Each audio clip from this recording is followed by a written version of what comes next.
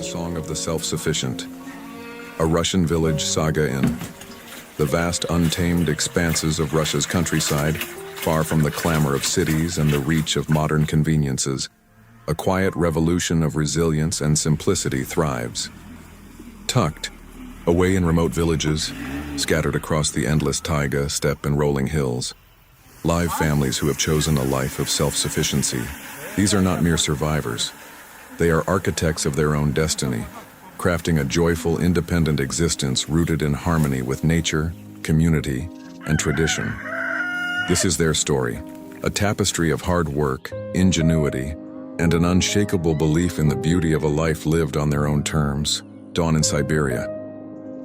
The Ivanov family. The dawn breaks over a small village in Siberia, where the air is crisp and the silence is broken only by the crow of a rooster named Krasny, his voice a herald of the day's beginning. Here, the Ivanov family begins their day. Their wooden home, built by hand with logs hewn from the surrounding forest, stands as a testament to their self-reliance. The Ivanovs are not alone in their pursuit of independence. Across Russia's rural heartlands, thousands of families have turned away from urban life, seeking freedom in the rhythms of the land. For them, self-sufficiency is not just a lifestyle but a philosophy, a rejection of consumerism and a celebration of autonomy. Each morning, the Ivanovs tend to their homestead with a rhythm as steady as the seasons.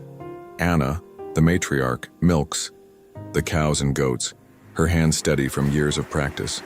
The milk will be transformed into cheese and butter, staples of their diet, their creamy richness a reward for her labor. Her husband, Dmitry, heads to the fields where he cultivates potatoes, cabbages, and root vegetables. Their garden is a patchwork of abundance, meticulously planned to yield enough food to last through the brutal Russian winter. The children, Sasha and Maria, gather eggs from the henhouse and help weed the garden, their small hands learning the skills that will sustain them in adulthood. This is education in its purest form, knowledge passed down through action, rooted in the cycles of the earth. The Ivanovs' life is a delicate balance of labor and reward. They grow or raise nearly everything they consume, from the rye flour for their dense, crusty bread to the honey harvested from their beehives, its golden sweetness a gift from the wildflowers that dot the meadows. What they cannot produce, they barter with neighbors. A jar of tangy preserves for a sack of grain, a basket of earthy mushrooms for a knitted shawl dyed with indigo from the forest. Money is scarce in these villages, but community is rich. The families here are bound by mutual reliance, sharing tools, seeds, and expertise. When a barn needs raising or a harvest needs gathering, the village comes together, transforming work into a celebration of collective strength, with laughter and song echoing through the fields. A life woven from the land beyond food, self-sufficiency extends to every facet of life. The Ivanovs heat their home with wood they chop themselves, gathered from the forest under strict local regulations to preserve the ecosystem. The scent of pine and birch fills the air as Dmitry splits logs, his axe ringing with purpose. Their clothes are often sewn from natural fibers, linen from flax they grow, wool from their neighbors' sheep, dyed with plants foraged from the wild, goldenrod for yellow, madder root for red. Anna's needle flashes in the candlelight, stitching patterns that tell stories of the land. Even their tools are repaired or crafted at home, with Dmitry maintaining a small forge to shape metal, the glow of the fire casting shadows on the shed's walls. In a world increasingly dependent on global supply chains, these families are an anomaly, living proof that independence is not just possible but deeply fulfilling. Their home is a living archive of their labor. The walls are adorned with Maria's embroidery, her threads weaving scenes of forests and rivers, while Sasha's wooden carvings, spoons, bowls, and small figurines of animals line the shelves. The furniture built by Dmitry is sturdy and unadorned, its simplicity a reflection of their values. A corner holds a small library of books, their pages worn from years of reading, poetry by Pushkin, folklore collected from the steppes, and practical guides to farming and herbalism. The house is not grand, but it is warm, its every detail a testament to the family's care and creativity. The challenges of the wilderness, yet their life is not without challenges. The Russian wilderness is unforgiving, with winters that plunge to -40 degrees, the cold seeping into bones and testing resolve. Summers demand relentless work to prepare for the cold, with days that stretch from dawn to dusk. Storms can destroy crops, their winds tearing through fields like a vengeful spirit, while illness can strike far from medical facilities, a reminder of their isolation. But the families here are resilient, their ingenuity born of necessity. They preserve food through canning, smoking, and fermenting, ensuring nothing goes to waste. Jars of pickled beets, smoked fish, and fruit preserves line the root cellar, their colors a mosaic of survival. Herbal remedies passed down through generations treat ailments: chamomile tea for calm, willow bark for fever, nettle for strength. Community networks provide support in times of crisis, with neighbors arriving unbidden to help rebuild a storm-damaged roof or tend to a sick animal. For the Ivanovs, hardship is not a burden but a teacher, sharpening their skills and deepening their gratitude for what they have. A failed crop is a lesson in soil health. A harsh winter teaches the value of preparation. Dmitry recalls a year when an early frost killed half their potatoes, forcing the family to rely on bartered grain and wild mushrooms. "We learned," he says, his voice steady. "The land always teaches if you listen." Anna nods, her eyes bright. "And the village carries you through. No one stands alone here." The joy of simplicity. What sets these families apart is not just their self-reliance, but their joy. In the evenings, the Ivanovs gather around a table laden with food they've grown. Borscht rich with beets, pelmeni stuffed with mushrooms, and bread still warm from the oven. They share stories and laughter, the room filled with the clink of spoons and the hum of conversation. Music fills the air. Dmitry plays the balalaika, its strings singing of the steppes, while Anna's voice rises in folk songs that echo the soul of the land. The children, free from the distractions of screens, invent games with sticks and stones, their imaginations as boundless as the fields around them. Sasha builds forts from branches, while Maria weaves crowns from wildflowers, her fingers nimble as she dreams of queens and forests. There is a lightness here, a sense of purpose that comes from living in alignment with one's values. The Ivanovs do not measure wealth in rubles, but in the warmth of their home, the health of their children, and the beauty of the world they've built. This joy is not confined to the Ivanovs' home, but spills into the village. Festivals mark the calendar, blending ancient Slavic traditions with Christian rites. In June, Cupola night brings the community to the river, where they weave wreaths of wildflowers and set them afloat, their candles flickering like stars on the water. The young leap over bonfires, their silhouettes dancing against the flames, while elders tell tales of spirits that guard the forest. In winter, Maslenitsa celebrates the end of the cold with pancakes slathered in butter and honey, the village square alive with games and music. These gatherings are more than traditions. They are rituals of gratitude, binding the community to the land and to each other, a model of sustainability. This way of life is also a quiet act of resistance. In an era of climate change and economic uncertainty, these families offer a model of sustainability. Their ecological footprint is minimal, their practices regenerative. They rotate crops to enrich the soil, using manure from their animals as fertilizer. Compost heaps transform scraps into black gold, nourishing the garden. The forest, which provides wood, mushrooms, and berries, is never overharvested. Dmitry follows ancient rules, taking only fallen trees or those marked for thinning, ensuring the forest regenerates. The river, a lifeline for fishing and irrigation, is kept clean, its banks free of debris. The families plant trees to replace those they use, and they protect the wildlife, wolves, foxes, and deer that share their world.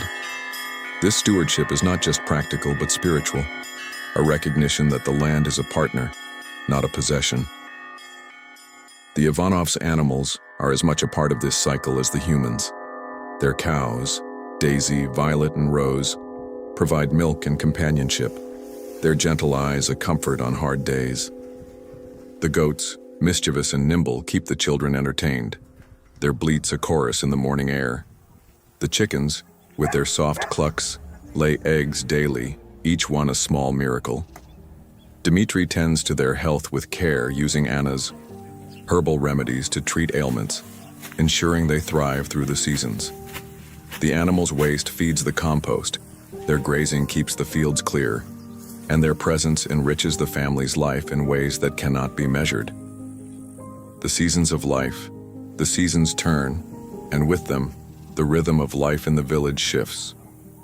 Spring is a time of renewal, when the snow melts and the earth softens, ready to receive the seeds that will sustain the community through the year.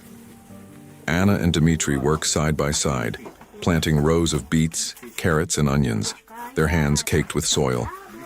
The children scatter seeds for sunflowers, which will bloom in summer, their golden heads a symbol of the village's vitality. The air hums with possibility, and every task is infused with hope. Anna kneels in the garden, her fingers pressing seeds into the earth, each one a promise of life. "This is faith," she says, smiling. "You plant, you wait, you trust." Summer brings long days and endless tasks. The garden demands constant attention, watering, weeding, and protecting crops from pests. Dmitri constructs trellises for climbing beans, their vines curling toward the sun, and checks the beehives, ensuring the bees have enough flowers to pollinate. Anna spends hours in the kitchen, preserving the first fruits of the season. Strawberries become jam, their sweetness captured in jars. Cucumbers are pickled, their crunch a delight in winter. Herbs are dried for teas and medicines, their scent lingering in the air. The children, now free from their morning chores, explore the forest, learning to identify edible plants, sorrel for soups, bilberries for pies, and avoid poisonous ones like deadly nightshade. Their laughter echoes through the trees, a sound as natural as the rustle of leaves. Autumn is the season of harvest, when the village buzzes with activity. The Ivanovs dig up potatoes, their hands stained with earth, and gather apples from the small orchard behind their home, the fruit tart and crisp. The air is thick with the scent of ripe fruit and freshly cut hay. Neighbors come together for the grain harvest, wielding scythes in a timeless dance that binds them to their ancestors. The barn fills with sacks of rye and barley, a promise of bread through the winter. In the evenings, the community gathers for feasts where tables groan under the weight of roasted vegetables, homemade cheeses, and pies filled with wild berries. These gatherings are more than meals. They are rituals of gratitude, celebrating the land's generosity and the strength of their shared endeavor. Winter, however, is the true test of self-sufficiency. The world outside is a frozen expanse, the sun a fleeting guest, its light pale and weak. The Ivanovs' home becomes a cocoon, warmed by the wood stove that Dmitri feeds with logs he split in autumn. Anna prepares hearty meals from their stores, borscht made with beets and cabbage, its ruby hue a spark of color in the gray days. Pelmeni stuffed with mushrooms, their warmth a comfort. Kasha enriched with butter, its simplicity a reminder of abundance. The family spends long evenings by candlelight, mending clothes, carving wooden toys, or telling stories of the old days. Tales of grandparents who survived wars and famines, their resilience a lesson in endurance. Outside, the snow blankets, the village, insulating it from the world. Yet within this isolation there is warmth, intimacy, and a deep sense of security. Tradition and community. The Ivanovs' connection to tradition is a cornerstone of their life. Anna's knowledge of herbal medicine comes from her grandmother, who taught her to brew teas from chamomile for calm and nettle for strength, their flavors a link to the past. Dmitri's skill with the balalaika was learned from his father, who played at village weddings and festivals, his melodies a bridge to history. These traditions are not relics, but living practices, woven into the fabric of daily life. The children, too, are steeped in this heritage. Sasha learns to carve wood, creating spoons and bowls with intricate patterns, his knife guided by Dmitri's steady hand. Maria masters the art of embroidery, her needle threading scenes of rivers and forests, each stitch a story. These skills are not just practical but sacred, a way of honoring those who came before. Community is the heartbeat of the village. While each family is self-sufficient, none stands alone. The Petrovs, who live a mile away, are known for their skill in leatherworking, crafting boots and belts from hides they tan themselves. Their work is durable as the land. The Kuznetsovs maintain a small windmill, its blades creaking as it grinds flour for the village, a gift shared with all. When a family faces hardship, a failed crop, a sick animal, or a broken tool, the community responds with quiet efficiency. No one asks for help. It is simply given, as natural as breathing. This mutual support is not born of obligation, but of a shared understanding. In the wilderness, survival is collective. When Anna's cow fell ill, the Petrovs brought a salve made from pine resin. When the Kuznetsovs' roof leaked, Dmitri helped patch it, his hammer steady in the rain. These acts are the threads that bind the village, stronger than any contract. Hero, land as partner. The village's relationship with the land is one of reverence. The forest, dense with pine and birch, is a source of sustenance and mystery, its paths known only to those who walk them. Dmitri follows ancient rules, taking only what the forest can spare, his acts guided by respect.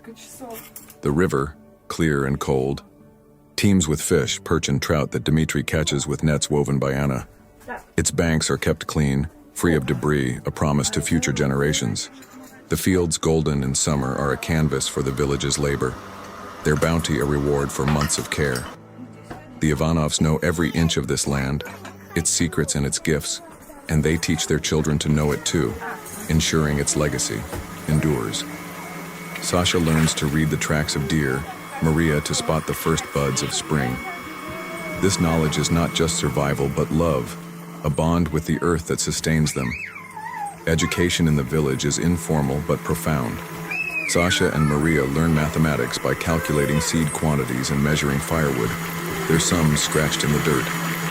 They study biology through the life cycles of their animals and plants, watching caterpillars become butterflies and seeds become sunflowers. History comes alive in the stories of their grandparents who lived through wars and upheavals, their resilience a lesson in endurance. Literature is found in the folk tales Anna tells, rich with lessons about courage and wisdom. Tales of Baba Yaga, the forest witch who tests the brave, and the firebird, a symbol of beauty and freedom. The children are not bound by desks or textbooks, but their minds are sharp, honed by curiosity and practical experience. Sasha, at 12, can repair a plow. Maria, at 10, can brew a tea to soothe a cough. Their education is not preparation for a job, but for a life, rich and complete. Adaptation and innovation. The Ivanovs' life is not static. It evolves with each season, each challenge, and each new idea. Dmitri experiments with solar panels, small enough to charge a battery for a single lamp, blending tradition with innovation. The soft glow of the lamp extends their evenings, a small luxury in the long winters. Anna learns new preservation techniques from a neighboring village, adapting them to her recipes. A new way to ferment cabbage, a method to dry apples that keeps their flavor. The children, as they grow, bring their own perspectives, questioning and refining the family's methods. Sasha suggests a new layout for the garden, grouping plants that thrive together. Maria experiments with infusing honey with lavender, its scent a delight. This adaptability is key to their success, allowing them to thrive in a world that is both timeless and ever-changing. The village is not untouched by the modern world, though its influence is minimal. A radio, powered by a hand-cranked generator, brings news of distant events, elections, wars, discoveries, but the Ivanovs listen with detachment, their concerns rooted in the here and now. Occasionally, a trader visits, bringing salt, matches, or metal tools in exchange for furs or honey, his cart creaking under the weight of goods. These interactions are brief, a reminder that the village is part of a larger world, yet separate by choice. The families here do not reject modernity outright. They simply choose what serves their values and discard what does not. A steel knife is welcome, its edge sharper than Dmitri's forged blades. But a television holds no appeal, its noise a disruption of their peace. Spirituality and ritual. Spirituality plays a role in the village's life. A quiet presence woven through daily acts For the Ivanovs, faith is expressed in their gratitude for the land and their rituals of renewal. They celebrate ancient Slavic festivals, marking the solstices with bonfires and songs, the flames a symbol of life's continuity. The church, a small wooden structure at the village's edge, is a place of reflection, its walls adorned with icons painted by a long-gone elder. Families gather there for baptisms or to honor the dead, their voices rising in hymns that blend Orthodox chants with older melodies. Yet their spirituality is not confined to walls. It is in the whisper of the wind, the cycle of the seasons, the act of planting a seed with hope for its growth.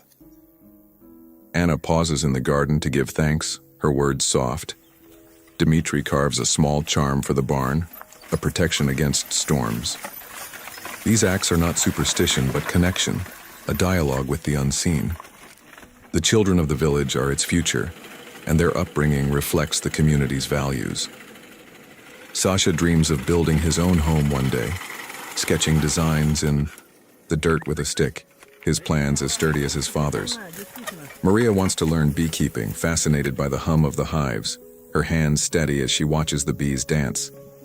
Their parents encourage these ambitions, teaching them that independence is not just about survival, but about creating something meaningful.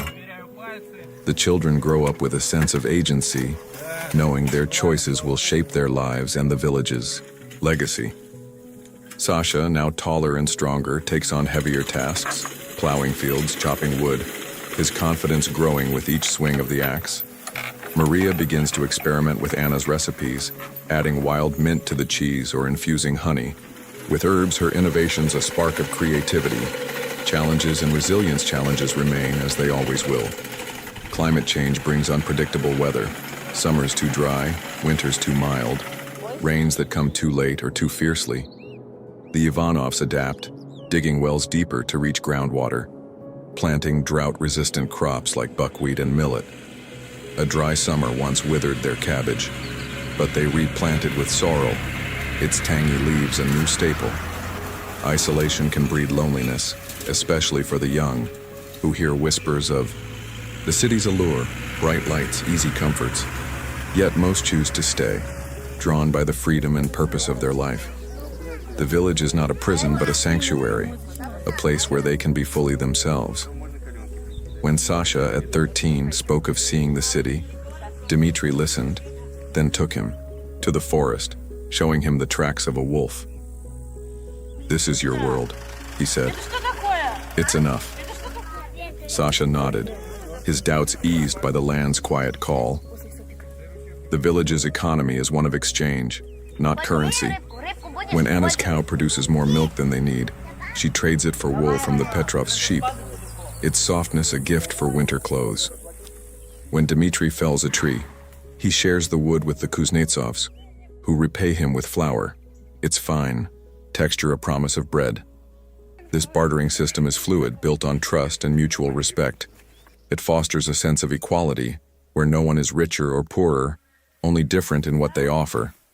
The Ivanovs' surplus of honey, golden and fragrant, is a prized commodity, often swapped for tools or cloth from visiting traders, its sweetness a currency of its own. The landscape is character. The village's landscape is a character in its own right, its moods as varied as the seasons.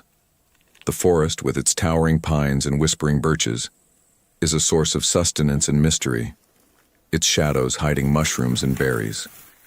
Dmitri knows its paths, learned from his father, and teaches Sasha to navigate by the stars. The river, cold and clear, reflects the sky's changing hues, its current steady even in drought. Anna and Maria fish its waters, their nets catching perch for soup. The fields, golden in summer, are a canvas for the village's labor, their rows of wheat and rye a testament to months of care. The Ivanovs know every inch of this land, its secrets and its gifts. The hollow where wild garlic grows, the meadow where bees gather nectar, the hill where the wind sings loudest. This knowledge is not just survival but love, a bond with the earth that sustains them. The village's oral tradition is a living library, its stories a bridge between past and present. In the evenings, the Ivanovs gather with neighbors, sharing tales that blend history and myth. Anna tells of Baba Yaga, her hut on chicken legs a test of courage. Dmitri recounts the firebird, its feathers a symbol of hope. These stories are more than entertainment. They are lessons, teaching the children to face fear, to seek truth, to honor the unknown. Sasha listens, his eyes wide, imagining himself as a hero. Maria weaves the tales into her embroidery, her needle capturing the firebird's glow. The elders, with their weathered voices, tell of harder times, famines, wars, the resilience of those who rebuilt. These stories are the village's memory, its strength, its soul, a legacy of independence. The Ivanovs' home is a place of warmth, not just from the stove, but from the love that fills it. Anna and Dmitri, partners in every sense, share a bond, forged through years of shared labor and shared dreams. Their disagreements are rare, resolved through quiet conversation, their respect for each other unwavering. The children, too, are nurtured by this love, growing up with the certainty that they are valued, not for what they achieve, but for who they are. This emotional security is the foundation of their independence, giving them the courage to face the world on their terms. When Maria fell ill with a fever, Anna sat by her side, brewing tea and singing softly. Dmitri carved her a small bird, its wings a promise of recovery. These acts, small but profound, are the heartbeat of their home. As years pass, the Ivanovs' story becomes part of the village's lore, a thread in the tapestry of self-sufficiency. New families arrive, drawn by the promise of independence, their faces bright with hope. The Ivanovs welcome them, sharing seeds and wisdom, their generosity, a reflection of the village's spirit. A young couple, the Volkovs, settle nearby, their hands eager to learn. Anna teaches them to milk goats. Dmitri shows them how to sharpen a scythe. The village grows, not in size but in depth, its roots sinking deeper into the land. The world beyond may change with its technologies and conflicts, but here, the essentials remain. Work, love, and the quiet joy of a life built by hand. The future unfolds in the stillness of a winter night with the stars blazing above. Anna and Dmitri sit by the fire, their children asleep. They speak of the future, not with fear, but with confidence. They have faced storms and scarcity, and they have prevailed. Their life is not perfect, but it is theirs, shaped by their hands and hearts. In this remote corner of Russia, they have found what so many seek, a way to live that is true, meaningful, and free. Anna stirs the fire, its warmth a mirror of her resolve. "We've built something good," she says. Dmitri nods, his hand on hers. "And it will last." Their story is not just theirs, but a beacon for others. It speaks to a universal longing for connection, purpose, and autonomy. The Ivanovs and their neighbors are not relics of a bygone era. They are pioneers of a possible future where simplicity is strength and independence is joy. As the fire crackles and the night deepens, their legacy endures, a testament to the power of a life lived on one's own terms. The village wakes again, as it always does, to the call of Krasny the rooster and the light of dawn. The Ivanovs step into the day, their breath visible in the cold air, their hands ready for the work ahead. The garden waits, its soil dark and fertile. The animals stir, their needs a familiar rhythm. The community hums with quiet purpose, each family a note in the village's song. This is their world, built from the ground up, sustained by their will and their love. And in its simplicity, it is everything. A new spring as spring returns, the cycle begins anew. The snow melts, revealing the dark, fertile earth beneath. Anna kneels in the garden, her fingers pressing seeds into the soil, each one a promise of life. Dmitri repairs the plow, his hands steady as he sharpens the blade, its edge gleaming in the sun. The children race through the fields, their voices carrying on the wind, their laughter a melody of hope. The village is alive, its pulse steady and strong. Every task, from planting to milking, is a reaffirmation of their commitment to this life, a life they have chosen and continue to choose every day. The Ivanovs' homestead is a microcosm of the village's ethos. Their root cellar is stocked with jars of pickled vegetables, smoked fish, and fruit preserves, a colorful mosaic of their labor. The barn holds hay for the animals and grain for the mill, its walls weathered but strong. The shed is a treasure trove of tools, each one worn, smooth by use, their handles shaped to Dmitri's grip. The house itself is a living archive, its walls adorned with Maria's embroidery and Sasha's carvings, its shelves lined with books of poetry and folklore. Every corner tells a story, a testament to the family's resilience and creativity. A quilt, sewn by Anna from scraps of old clothes, drapes over a chair. Its patch is a map of their years together. The village's song, the village's calendar, is marked by festivals that blend pagan roots with Christian traditions. In August, the Feast of the Savior brings the community to the orchard, where they bless the apples, their juice a sacrament of summer. Children climb trees, their hands sticky with fruit, while elders share cider pressed from last year's harvest. In December, the winter solstice is marked with a bonfire, its flames a defiance of the dark. The Ivanovs join their neighbors, their voices rising in songs that honor the sun's return. These rituals are not mere spectacles, but anchors, grounding the community in its shared history and shared dreams. The Ivanovs' animals remain a vital part of their life. Daisy, the cow, gives birth to a calf, its wobbly legs a symbol of renewal. Anna names it Lily, continuing the tradition of flower names. The goats, led by a spirited doe named Clover, nibble at the edges of the garden, their antics a daily entertainment.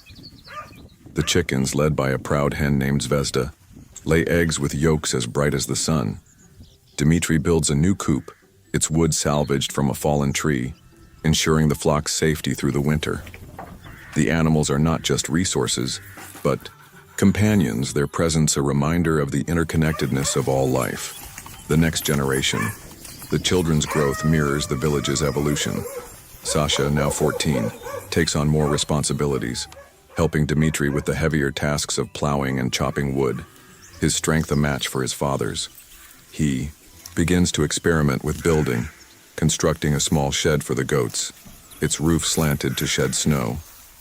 Maria, at 11, dives deeper into beekeeping, learning to read the hive's moods, her hands steady as she harvests honey.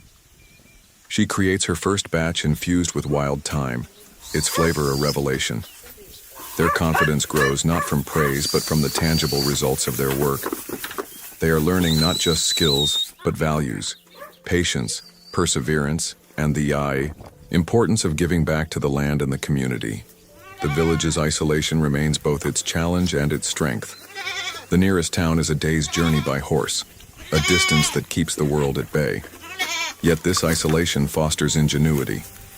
When a storm damages the Kuznetsovs' windmill, Dmitri and the Petrovs rebuild it, their hands guided by shared knowledge. When a fever sweeps through the village, Anna's remedies, elderberry syrup, yarrow tea, work their quiet magic, her knowledge a gift to all. The village is a world unto itself, complete and self-contained, yet open to those who share its vision. A new family, the Morozovs, arrives, their children wide-eyed at the forest's vastness. The Ivanovs welcome them, sharing a basket of apples and a lesson in planting. Time and reflection. The Ivanovs' relationship with time is different from the city's relentless march. Here, time is measured by the arc of the sun, the phases of the moon, the ripening of fruit. There are no deadlines, only seasons. This slower pace allows for reflection, for moments of stillness that are rare in the modern world. Anna often pauses in the garden, her hands in the soil, to watch a hawk circle above, its wings a symbol of freedom. Dmitri lingers by the river, listening to its steady flow, his thoughts drifting to his father's stories. These moments are not wasted but sacred, a reminder of their connection to something larger than themselves. The village's beauty lies in its simplicity, but it is not a simplicity born of lack. It is a deliberate choice, a rejection of excess, in favor of what matters. The Ivanovs' meals, though humble, are rich with flavor, their ingredients fresh from the earth, a salad of sorrel and dill, a stew of lentils and carrots, a dessert of honey-drizzled apples. Their home, though modest, is filled with warmth and character. Its every detail a reflection of their care. Their days, though demanding, are infused with purpose, each task a step toward a life they believe in. This is abundance, not in possessions, but in meaning, in connection, in joy. A universal story, the Ivanov story is not one of perfection but of persistence. They make mistakes, planting too early, underestimating a storm, but they learn from them, their humility a strength. They face doubts, moments when the city's ease seems tempting, but they choose to stay, their commitment renewed by the life they've built. This honesty, this willingness to embrace imperfection, is what makes their story universal, a reminder that independence is not about flawlessness, but about courage.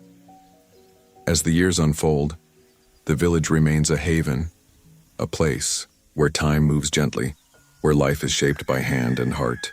New families arrive, bringing fresh energy, new ideas. The Ivanovs, now older, become elders, their wisdom sought by those who follow. Sasha builds his home, its walls as sturdy as his father's, its hearth a mirror of his mother's. Maria tends her hives, her honey as sweet as Anna's, her hands as steady. The village evolves, yet its core endures, a commitment to self-sufficiency, to community, to the land. The Ivanovs' life is a song, its melody woven through the seasons, its lyrics written in the soil. It is a song of labor and laughter, of struggle and triumph, of love and legacy. It is a song that echoes beyond the village, reaching those who dream of a different way, a life of their own making. In the quiet of a Siberian night, with the stars above and the fire within, the Ivanovs sing on, their voices a testament to the joy of independence, the beauty of a life lived true. And so, the village wakes again, as it always will. Krasny crows. The dawn breaks and the Ivanovs step into the day. The garden calls, the animals stir, the community hums. This is their world, built from the earth, sustained by their will, enriched by their love. It is not a paradise, but it is a promise of freedom, of purpose, of a life that is enough. In its simplicity, its strength, its joy, it is everything.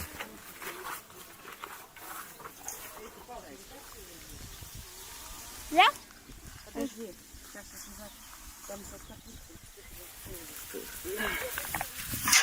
Давай с этого грибы вот эту чашу сейчас видишь.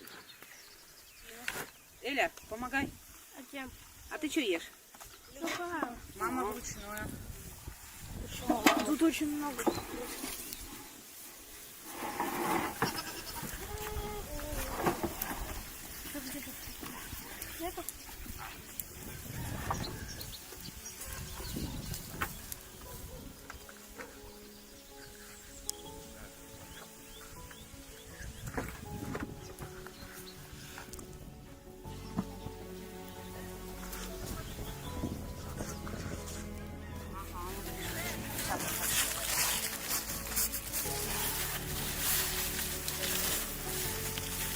Вот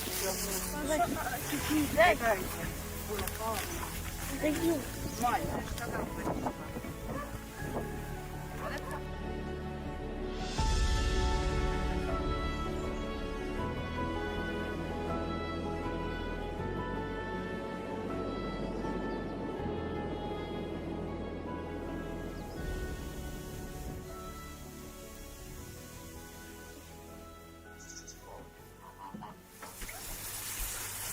Сынок, на, это еще убери.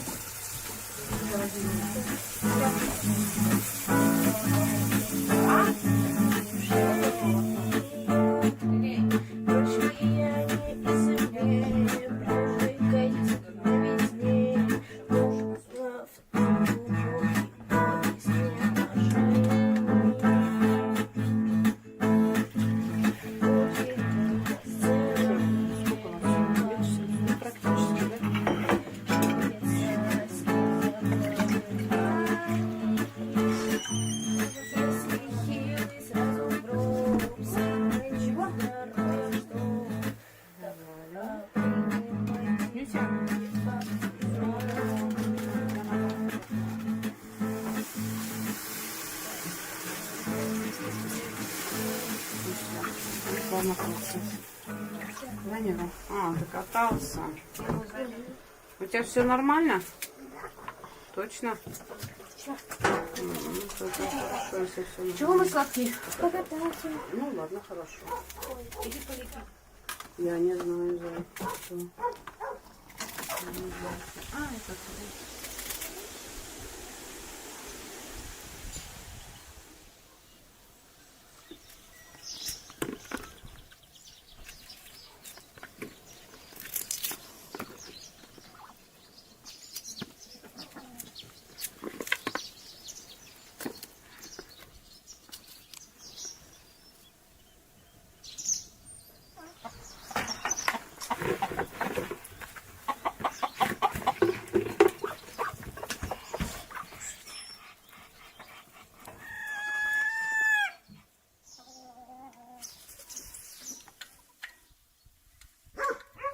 Кинул, он был сломанный, я его починил, родители мне его отдали. Потом мы его продали, и у меня было 0 просто, ну, типа, никакого мопеда. Я начал зарабатывать. Заработал свои первые 3000, я купил себе очень, ну, полностью сломанный гнилой мопед и его восстанавливал.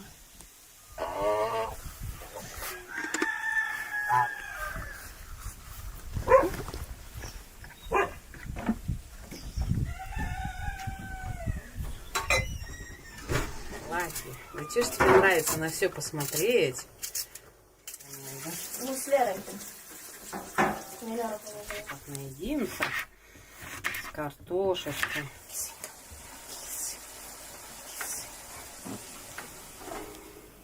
Ну, спокойно. Все.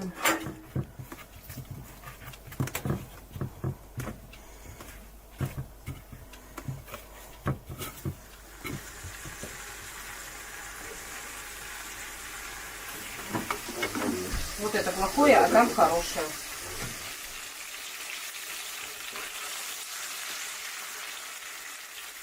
Я не только макароны с фаршем не стала есть. Это, наверное, целых 2 месяца не хватит.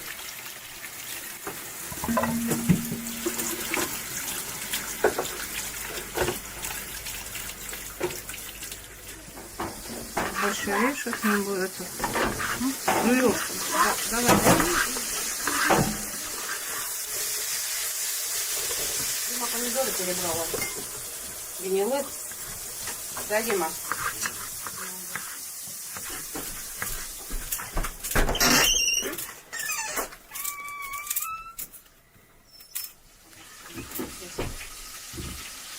Там еще в холодильнике нету? А?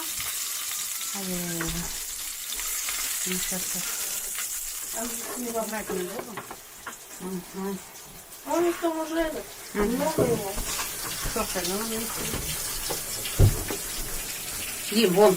Очистки бери. Дима, Аня, дай, он очистки возьмет. А? А вот я взяла молоко. Дима, мы кушать готовим. Сейчас кушать будем. Ой, это гудение меня как-то будет. До самой мамы.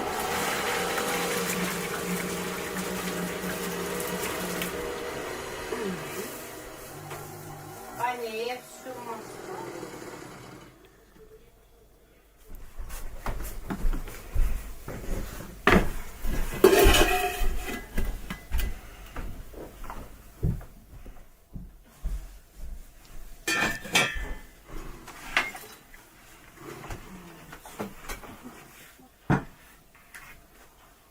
Оставь его. Вот это поправь, пусть на фоне этой занавески. Вот эту занавеску вниз поправь. На. Так, а что, вот а вам. Люлюнечка, я не ложку сразу захвати. Люлюша, посолить, что ли? Картошка мама. Давай. Люлюшечка, вот так все. Вот так все.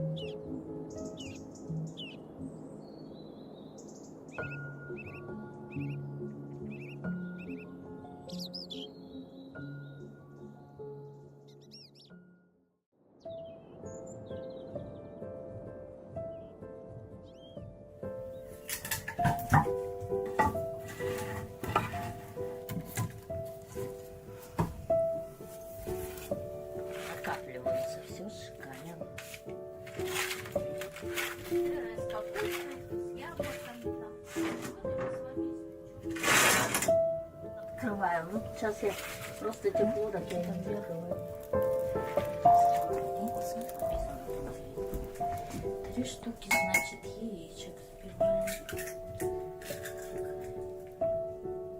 Вот быстренько. Здесь у нас слои.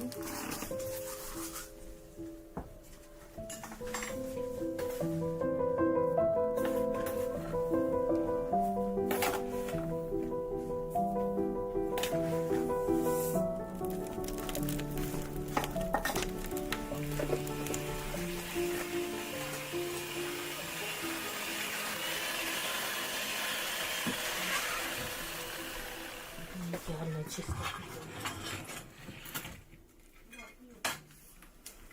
Есть экран.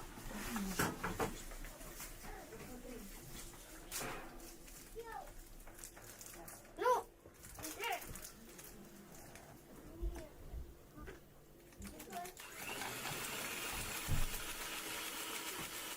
Нет, там крайне с той стороны.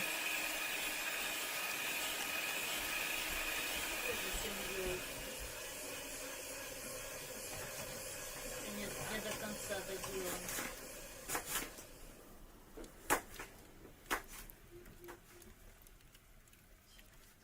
чаю.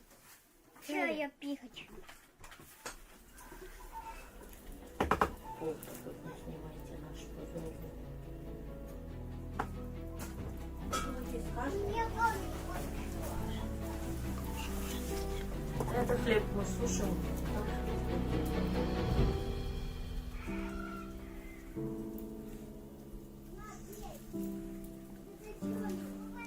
Она точеная. Чего? Точеные пустые. Что это? Не хочу.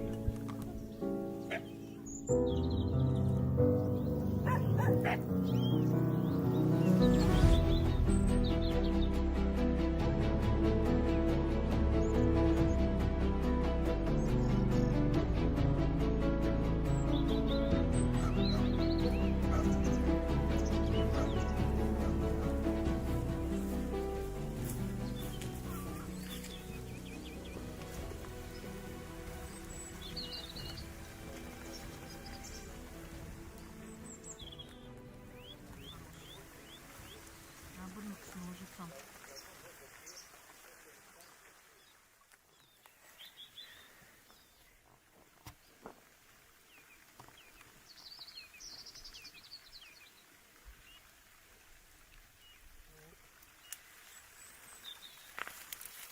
Ой, какая что-то получилось. И вон уже стали.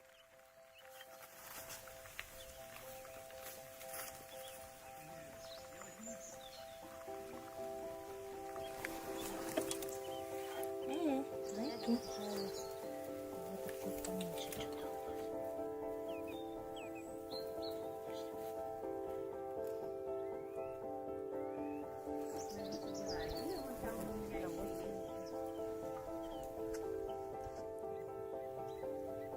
Вот у нас там. Это цыплята. Но они уже не маленькие, конечно. Любят огурцы.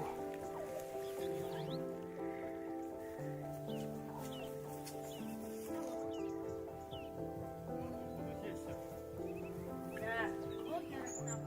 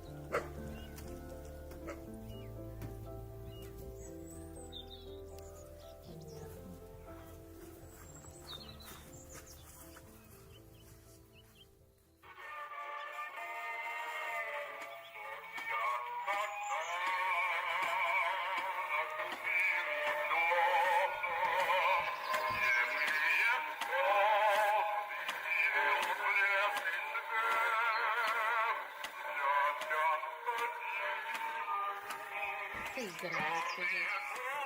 С детьми буду играть. Ну, часто грязно на улице. Немножко постоит, чтобы повытух. Повытухли немножко потише.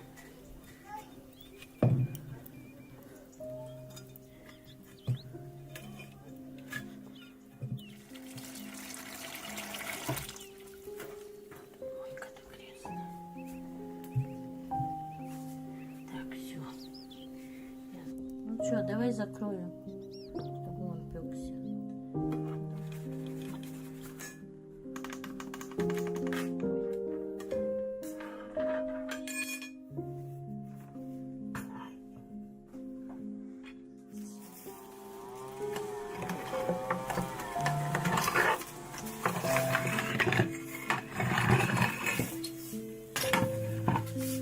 Пирогом. Вот 4, 8. Обычно попушнее получается.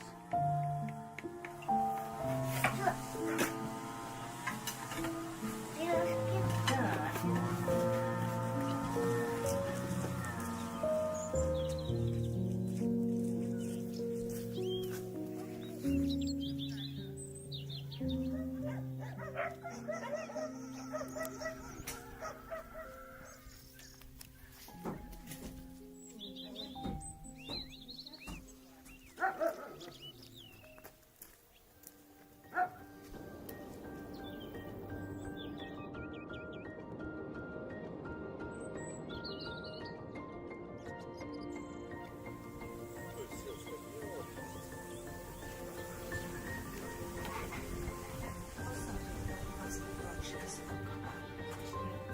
По сути, африканская дворняга.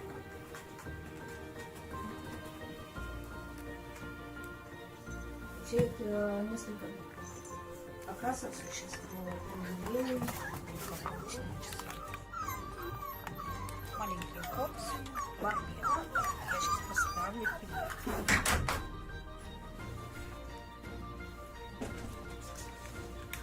По своим мискам, по своим. Вот, потом я их выпускаю. Ну и где-то главное.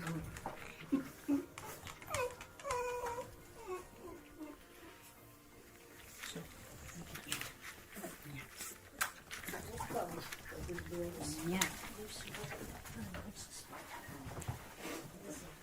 Они причем еще все не могут сами вылезть.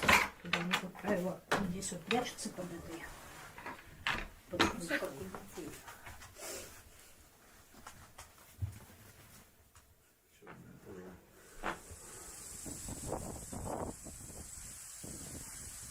Там зайцы пришли в гости к мышам. Это охотничья собака африканская. Раз она не лает, ей на травяном шнурочке привязывают сушеную тыковку размером с кулак и набивают эту тыковку камушками. И она бегает вот с такой погремушкой. Собака загонная, стайная. Собак стая, например, штук 30, могут преследовать.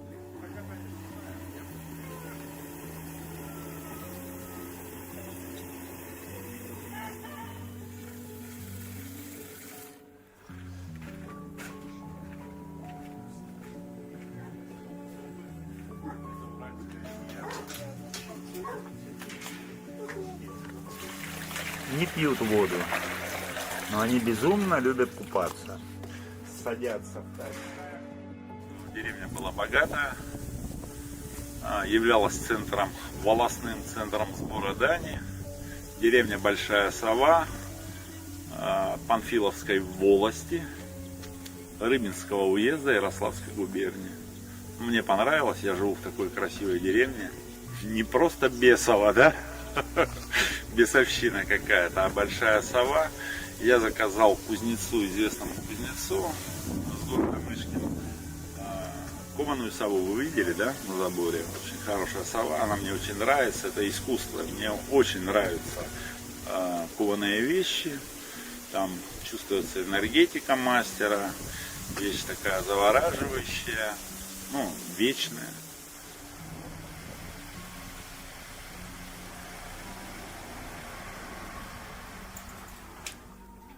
Это у нас птенец сипухи. Это золотая совушка любви. Вот. Зовут его Сережа. Должны быть перья, кости и мех грызунов. Ну, Сережа я его назвал, потому что серит как конь. Перерабатывает все вот эти кости, перья, мех мышиный. И птичка, сова, через клюв срыгивает, выплевывает вот такой шарик. Он называется погадка. Почему я 3 забрал? Потому что они...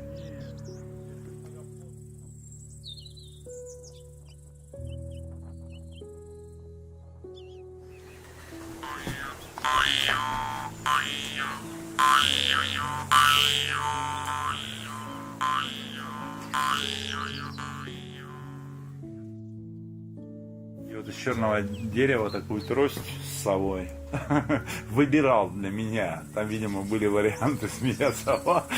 Просто ночной звонок, 2 часа, самый глубокий сон перед пробуждением.